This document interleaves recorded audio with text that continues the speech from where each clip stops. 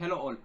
A wannan video za mu yi duba ne step by step akan yadda za ka yi submitting identity verification naka a Adseanse. Wato identity verification amfanin submitting nashi shine mataki na farko abinda za ka fara yi wanda zai baka dama Adseanse su buƙaci cewa ka yi submitting sauran information naka wanda za ta kai har matakin da za ka yi verification na PIN naka. Wanda already idan ka yi submitting wannan identity verification din naka, so na san kana buƙatar mai bi ka san hanyar da za ka bi ka yi verification na Adseanse naka da PIN. To in ka duba wannan video zai nuna ma step by step yadda za ka yi verification wannan address naka da PIN din da Adseanse suka tura maka. So kuma anan abinda za mu yi duba, idan wannan wani abu ne da kake da sha'awa, ina so kai like wannan video sai mu ci gaba da video mu kuma kamar haka.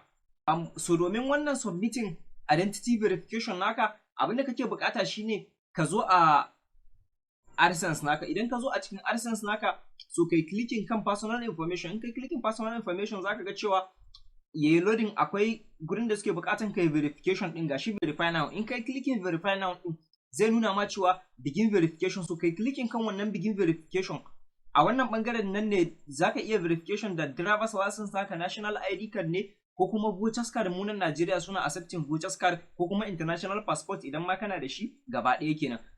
So idan kana da duk wani abu da ake bukata, ga yanzu misali driver's license, wannan shine misali irin na driver's license din da ake karba misali wanda za mu yi amfani da shi gurin verification wannan Adseanse din. So kai clicking begin verification, nan kai choosing name ɗinka, asalin sunanka misali ka saka sunanka complete yadda kake amfani da shi a wannan misali ID da zaka yi verification din da shi. So kai clicking nan gurin, in baka yi choosing daidai ba zai yi ba. So gashi yanzu mu misali wannan bai ba, so sai ka ƙara kenan submitting. So kai clicking upload, ka tabbatar inda zaka ɗau hoton na ID ɗinka ko ina ya fita, ko wani kwana ko angle ɗin nan ko ina ya fito. So kai clicking next in ba su nuna ma wani error message ba.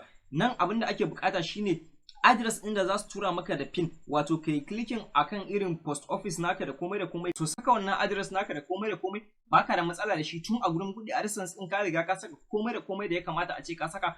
So za su nuna ma in kai submitting, in dai hoton da ka saka musu misali na ID ɗinka fine, komai ya fito yadda suke bukata, so za su nuna ma verification ɗin naka yayi successful yadda suke bukata.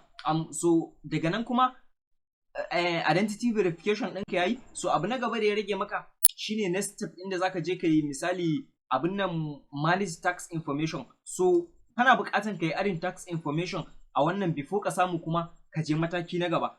So idan kana so ka ga yadda zaka yi adding wannan tax information, kai clicking wannan video zai nuna ma step by step yadda zaka yi wannan adding tax information wanda zai sa Adseanse su biya ka cikakkun kuɗinka a koda yaushe.